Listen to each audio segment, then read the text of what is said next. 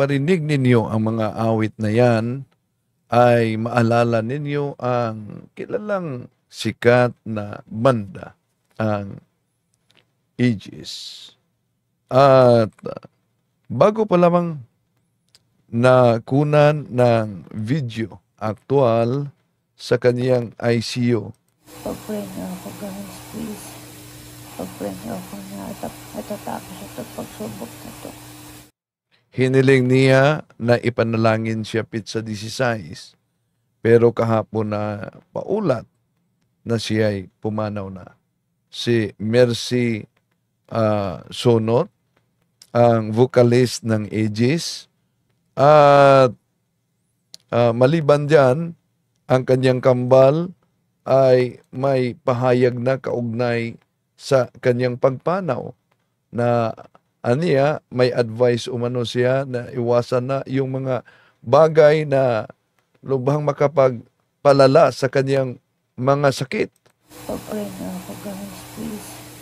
Pag-pray niyo ako na atatapos ito pagsubok. At ayon pa sa kaniyang kambal na si Juliet, rest in peace in paradise. Tama po ba na ang mga yumao nating mga mahal sa buhay ay i-canonize na natin?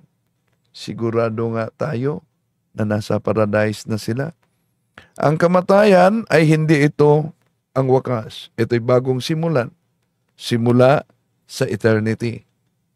Dalawa ang patunguhan. Langit at impyerno sa may mga mortal na kasalanan. Pero bakit may purgatorio?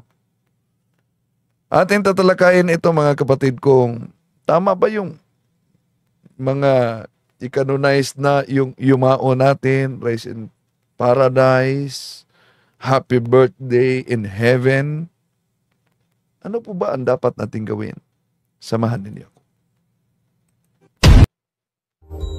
Kumusta? Muli ito yung lingkod, Brad Wendell Talimo, makasama ninyo sa pagkakataong ito. Wala mo na tayong raffle dahil may nakatakdang debate ngayon, mga kapatid, no? Si Bro John Ray. At sa mga suki nating taga-subaybay at sa mga bago pa lang, huwag din kalimutan na pindutin ang like sa ating live. At kung bago ka lang, huwag kalimutan mag-subscribe. At pindutin ang bell button para updated kayo, mag-comment at i-share ninyo, mga kapatid. No? Meron tayong isa pang channel na pananampalataya at katuwiran kung saan nagtalakay sa mga aral at pagsagot sa ibang pananampalataya na nagtuligsa sa ating banal na pananampalataya. At sa ating channel, Bro Wendell Talimong Pananampalataya at Katuwiran din, na tinatalakay natin ang mga issue, hindi lamang tungkol sa relihiyon, kundi tungkol din sa politika. Dahil malaking kaugnayan ito bilang mamamayan na tayo ay dapat makibahagi sa mga issue ng ating lipunan. Kumusta sa lahat nating mga suking taga-subaybay? At kung marinig ninyo itong mga awiting ito sa sikat na bandang Aegis, no? At kasapi na dito si Juliet Sonot, ang kapatid at kambal ni Mercy na pumanaw na. At Pitsa 16, si Mercy humingi ng prayer para malampasan niya ang pagsubok na nasa ICU siya patapos ang surgery sa lungs. May breast cancer na pala siya, dagdag pa itong nadiskubre na nahirapan siya sa paghinga dahil may mga tubig yung lungs niya. Pag-pray niyo ako, guys, please. Pag-pray niyo ako na atatapos ito pagsubok na ito. November 16 yon. No? Di ko lang sure kung ano ang reliyon niya, pero sa mga Katoliko, bago pasok sa operasyon, dapat talaga na hihiling tayo ng sakramentong anointing of the sick. Iyon ang kailangan talaga. No? Dahil una, di natin alam, lalo na kung may mga mabigat tayong sakit na nasa hospital, hilingin talaga natin ang sakramento ng anointing of the sick. Dahil pwedeng successful ang operasyon tulad sa surgery na dinaanan ni Mercy Sonot. Pero, di natin alam kung ilang oras o ilang araw mananatiling buhay tapos sa successful na surgery. Ito pa, nakunan pa siya ng video na may pahayag kung bakit siya nadala sa ospital. Hello, mga higala. Tapos na yung surgery ko sa lungs. Pero bigla, nahirapan ako huminga. So, dinala ako sa ICU. So, nadala siya sa ICU. Nahirapan. Pizza 16 yan. So, sino bang mag-akala na di na siya kaabot ng pizza 18-19? No? At ayon sa kanyang kambal na si Juliet, eto, kabahagi din sa sikat na bandang Edges, nagpahayag siya kaugnay sa pagpanaw ng kanyang kambal na si Mercy Sonot, na ayon sa post niya na ang sakit naman ate, ang aga pa para iwanan mo kami.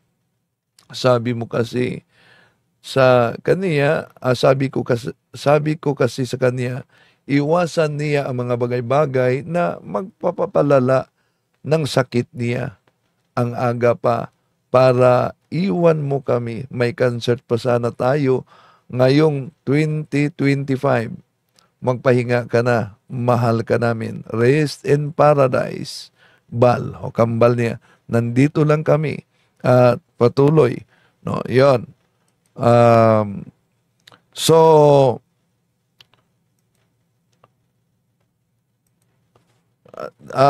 para sa atin, pwede ba natin na i-canonize agad yung pumanaw na? Hindi. Bakit? Dahil walang sino mang makapasok sa kaharian sa langit kahit sino mang may kunti ng kasalanan. Kung sisilipin natin bago tayo papasok sa debate, may debate ngayon mga kapatid. Kung sisilipin natin ang lumang tipan kaugnay sa pagkamatay, ito ang mabasa natin sa Karunungan ni Salomon, Kapitulo 3, versikulo 1 ngadto 6. Ngunit ang mga matuwid ay nasa kamay ng Diyos at di sila makakaranas ng kaunting mang paghihirap. Sa akala ng mga hangal, ang mga matuwid ay namamatay. Iniisip nila na ang kamatayan ay kapahamakan at ang pagpanaw nila ay tuluyang pagkawala. Ngunit ang totoo, sila ay nanahimik na. Bangamat sa tingin ng mga tao, sila'y pinaparusahan. Ngunit ang totoo, sila'y nasa buhay na walang hanggan. Ang kaunting pagtitiis nila ay tutumbasan ng malaking pagpapala. Napatunayan ng Diyos na sila'y karapat-dapat. Sila'y kanyang sinubok tulad ng ginto sa tunawan, kaya't sila'y tinatanggap niyang parang handog na sinunog. So, napansin niyo ba na ayon sa karunungan, sa lumang tipan pa, na dadaan talaga sa tinatawag na pagsubok tulad daw ng ginto sa tunawan para na walang pagkaiba sa handog na sinunog. Bakit ganoon? No? O na, ang iba nating mga kapatid, sa iba yung pananampalataya, mga kapatid, alam niyo, para sa kanila, ang kaluluwa ay ang katawan at ang katawan ay ang kaluluwa. Pag ang katawan ay mamatay, para sa kanila patay din ang kaluluwa. Pero di yan totoo. Dahil malinaw ang sabi ng ating Panginoong Hesus sa San Mateo Kapitulo 10:28 na ang kaluluwa ay hindi mamamatay. So, ibig sabihin, kung ang tao ay mamatay, ano ang mangyari? Si San Pablo nagsabi sa Hebreo 9:27, itinakda na minsan lamang mamamatay ang tao at pagkatapos nito ay ang kahatulan. So, tapos sa kamatayan, haharap talaga ng kahatulan. Yun ang tinatawag na particular judgment. So, agad-agad, pagkatapos ng ating kamatayan, at tapos tayo mamatay, haharap tayo sa hukuman ng Diyos. Di pa man nakapasok sa kabaong ang ating kaluluwa, ang ating katawan, haharap na tayo sa hukuman. Hebreo 9:27. Ano pa? Hatulan. Ayon ni San Pablo sa 2 Korinto Kapitulo 5 versikulo 10, sapagkat lahat tayo'y haharap sa hukuman ni Kristo at tatanggap ng nararapat ayon sa ating mga gawang mabuti o masama, nang tayo'y nabubuhay pa sa katawang ito. So, harap na tayo sa hukuman ng Diyos. Pero, alam naman natin, mga kapatid, na sa simbahang Katoliko, meron tayong tinatawag na Sacrament of Reconciliation, pagpangkumpisal, di ba? Ang akala ng iba, pag nangumpisal ka sa pare, dahil pinatawad na ang mortal na kasalanan, tinanggal ng pare ang temporal punishment sa kasalanan na kinumpisal. No. Ang temporal punishment ay nanatili. Babayaran natin yan habang tayo'y buhay pa o kaya sa kabilang buhay natin. Babayaran sa pamamagitan ng apoy sa purgatorio. Lahat na nasa purgatorio, patungong langit. Lahat na nasa impyerno, wala ng pag-asa na siya'y malangit. Kaya, dapat yung mga temporal punishment, habang buhay pa tayo, ay mabayaran na natin. Bakit? Dahil sa kabilang buhay, kailangang bayaran umano ang kabuuang utang natin. At kung hindi yan mababayaran, di tayo makalabas sa kulungan. Yun ang sabi ng ating Panginoong Hesus. San Mateo 5:26. Tinitiyak ko sa iyo, hindi ka makakalabas sa bilangguan hanggat hindi mo nababayaran ang kabuuan ng utang mo. So, yung mga temporal punishment natin na sa mga kasalanan na ikumpisal na, mga kapatid, no, ay kailangang mabayaran. Sa anong paraan? Obtain the plenary indulgence. Pero, yun, nangumpisal ka kasi, so meron tayong grasya ng Diyos. Pero, kailangan pang mabayaran ayon sa Catechism of the Catholic Church 1030. Kung mamatay tayo, dadaan sa purgatorio. Catechism of the Catholic Church 1030. All who die in God's grace and friendship, but is still imperfectly purified, are indeed assured of their eternal salvation. But after death, they undergo purification so as to achieve the holiness necessary to enter the joy of heaven. See? Kaya ang apoy sa purgatorio, yun ang apoy sa pag-ibig ng Diyos at kabanalan ng Diyos na habang buhay pa tayo, ay hindi natin yan nakamit. So pagdusahan natin, susunugin ang anumang hindi banal. Bakit? Dahil sa langit, Pahayag Kapitulo 21-27, walang sino mang makapasok sa langit na may kaunting kasalanan. Ito ang sabi ni San Juan. Kailanman ay hindi makakapasok doon ang anumang marumi o ang mga sino mang gumagawa ng kinapupuotan ng Diyos o ang gumagawa ng kasinungalingan. Ang makapapasok lamang doon ay yaong mga pangalan na nakasulat sa aklat ng buhay ng Kordero.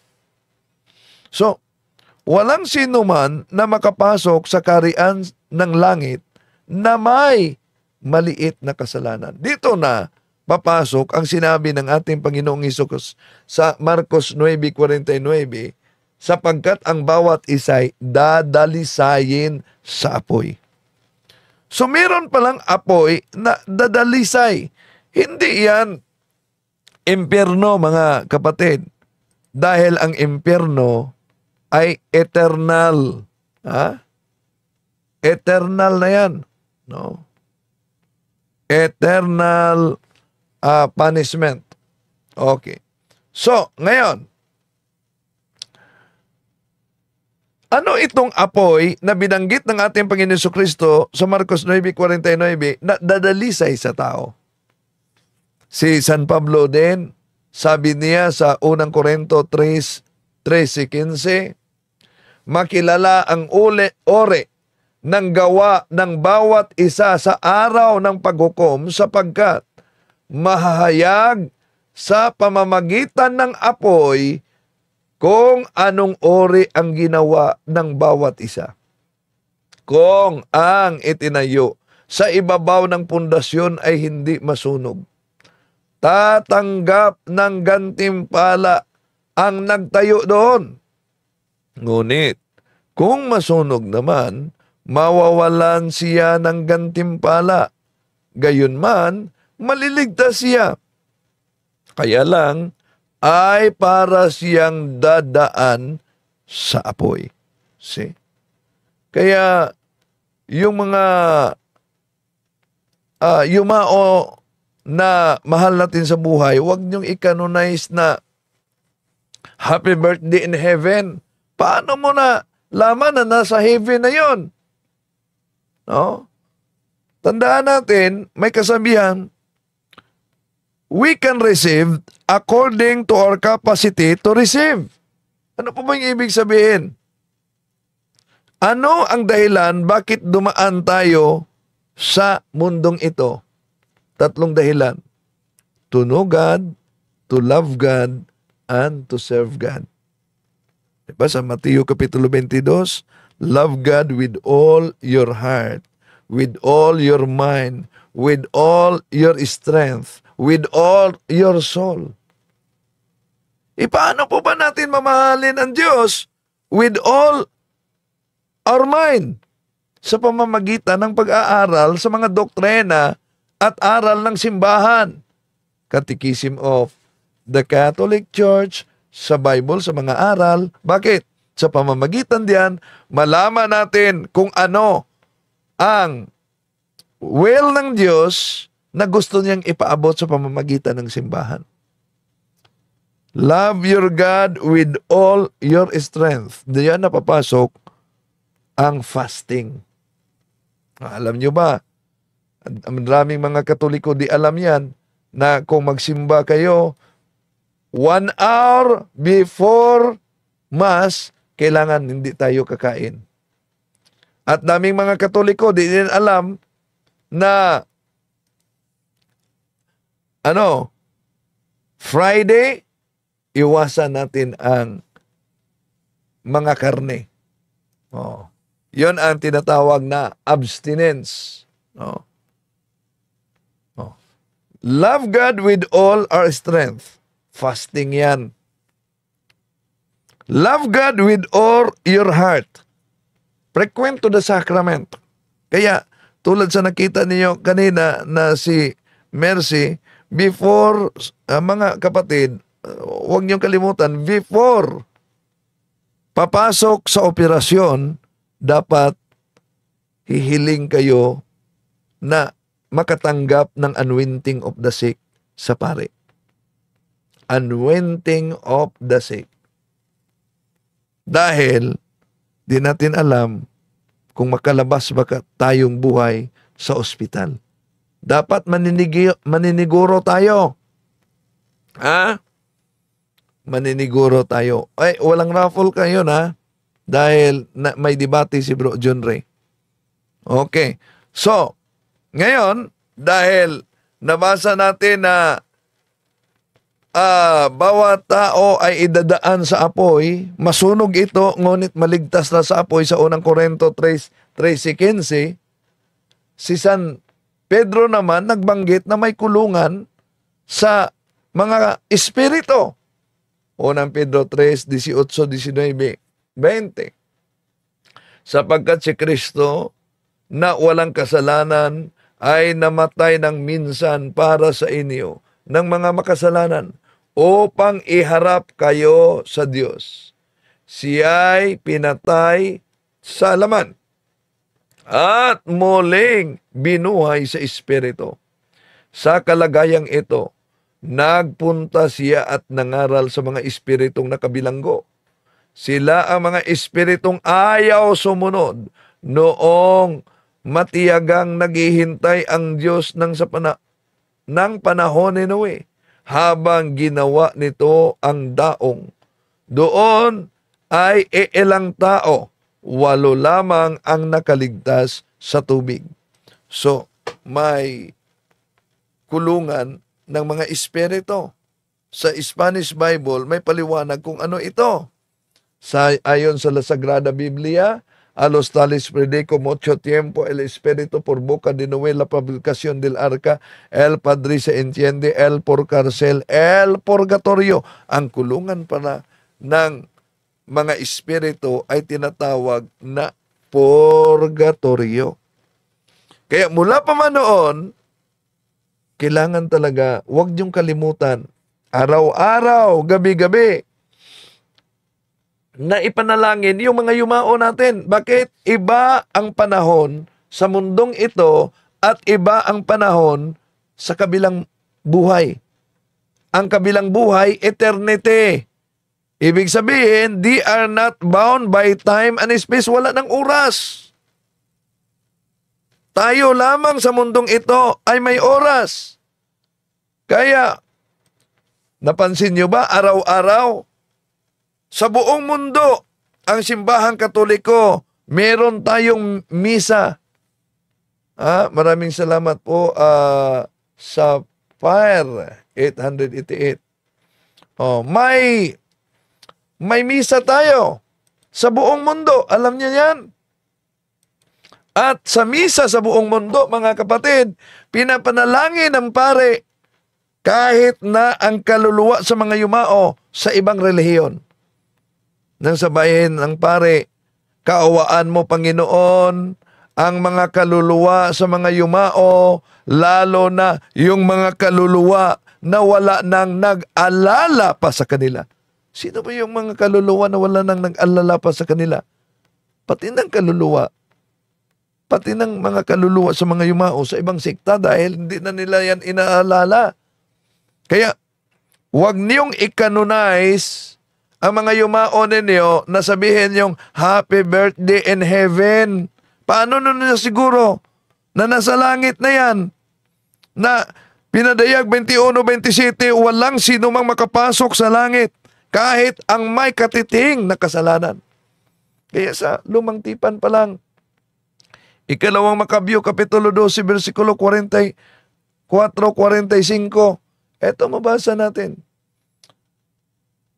Kung hindi siya umasa na ang mga patay ay muling mabubuhay, magiging kahangalan lamang ang ipanalangin pa ang mga namatay na dahil buo ang kaniyang paniniwala na ang lahat ng namamatay na nanatiling makadiyos ay tatanggap ng dakilang gantimpala.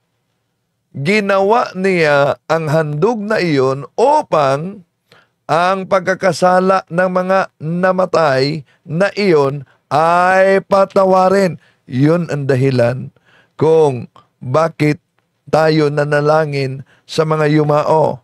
Lalo na si Mercy bago siya